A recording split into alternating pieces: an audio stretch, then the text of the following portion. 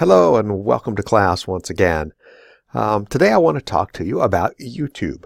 YouTube is owned by Google. It is one of the Google tools, and it is included in your professional Google account provided by Craig.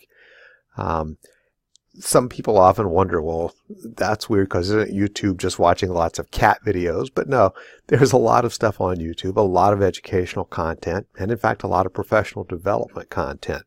And we will probably look at some of the professional development options later on in the year. But right now I wanted to talk about some of the educational content that you might use with students. We just did a short workshop here at River Street School on using YouTube and other multimedia.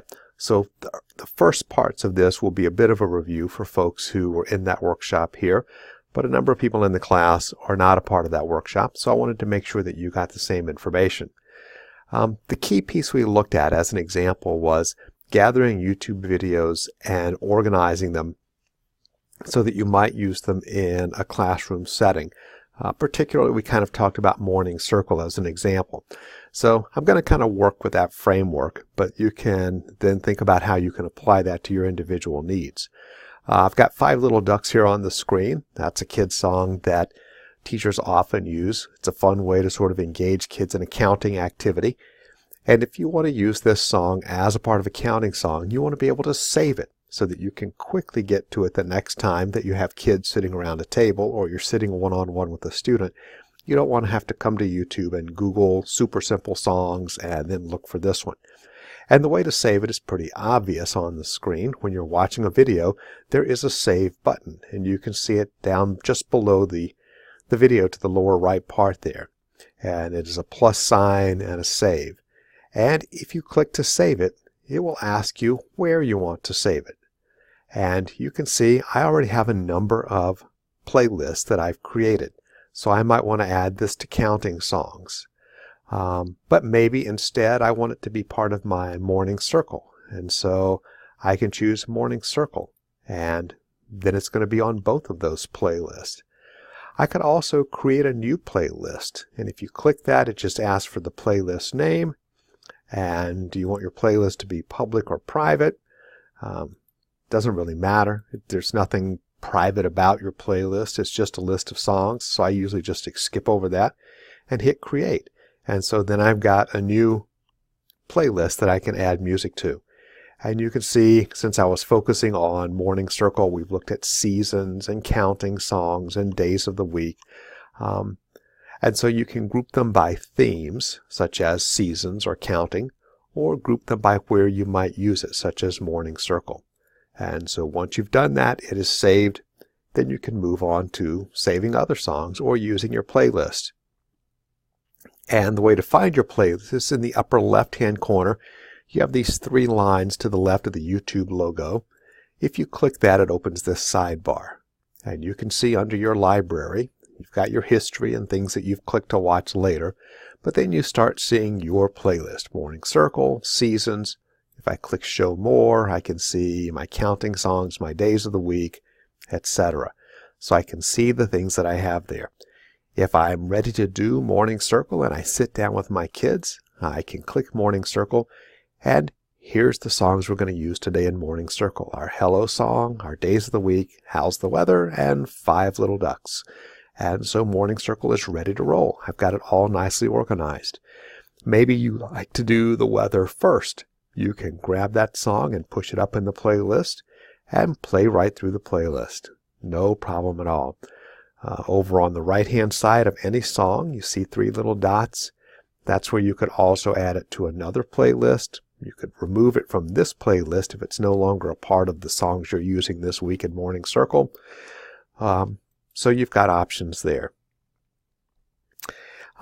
We did not talk about this little edit button in our workshop here at River Street. So this will be additional information for everyone.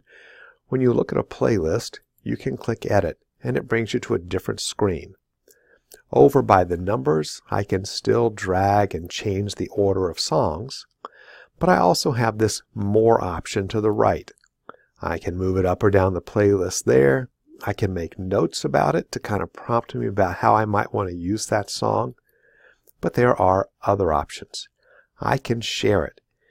If I'm, let's say, a speech language pathologist, and I've pulled together some songs to help one of my classroom teachers in my account, I can share it to their YouTube account. So I did the work, I made the playlist, but now I can share it with them. I also have this playlist settings option.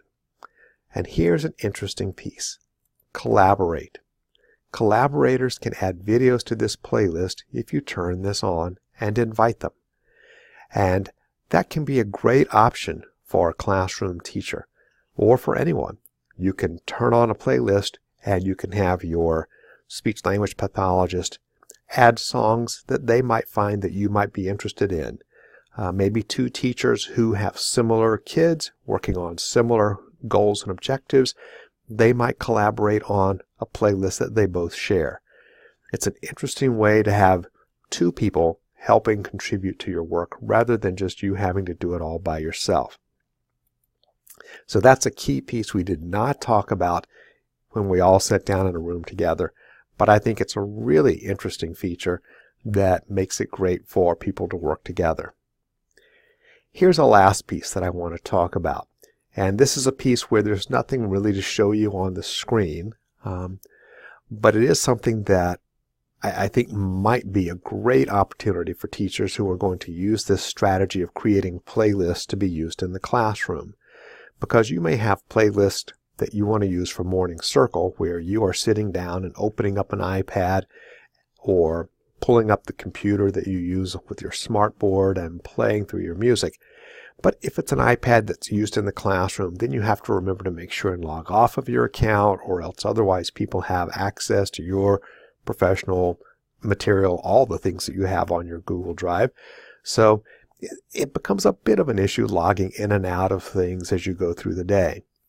So I have one teacher here in the building, Julie, who is really interested in how to use some of these basic songs in her classroom.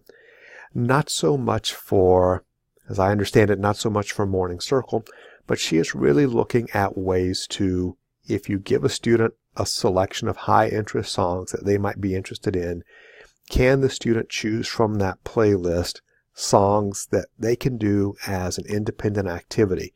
Because getting her students just to do an independent activity, to sit quietly and entertain themselves for a few minutes, that's difficult for her students. But if they could do that, that's not only an advantage in the classroom, that's an advantage at home with mom and dad. If they can give the student, their child, an iPad with a playlist of 10 songs already lined up, and the student can just click and play through the playlist or pick and choose based on which songs they want to hear in that moment, that's a great independent leisure skill. So that's something she's working on along with her speech language pathologist, Steve. And Steve and I have talked several times about ways to make this happen. And I'm going to give credit where credit is due. This was Steve's initial idea, and then we kind of ran with it. That yes, Julie can create all of these interesting playlists in her YouTube account. And that's great for her sitting down with the students. But to put that in the students' hands and walk away, or to turn that over to other staff and walk away, as we said before, that's leaving other people with access to all of your professional Google materials.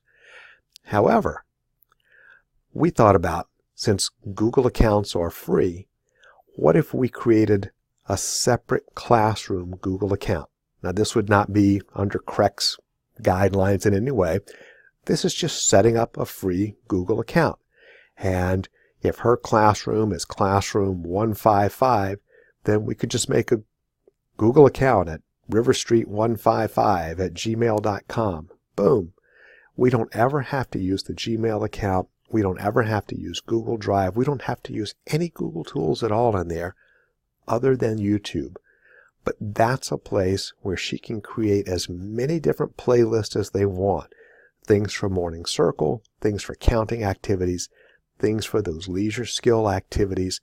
However she wants to structure those playlists, they're all there, and she never has to worry about logging out.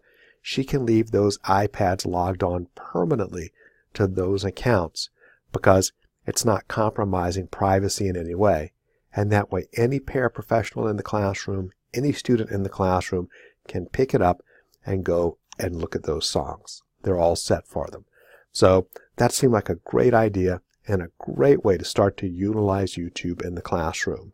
So I hope this quick tutorial about organizing your playlist and some thoughts about setting up possibly a classroom Google account is something that may be beneficial to you. If you have any questions, let me know. I'm always happy to help.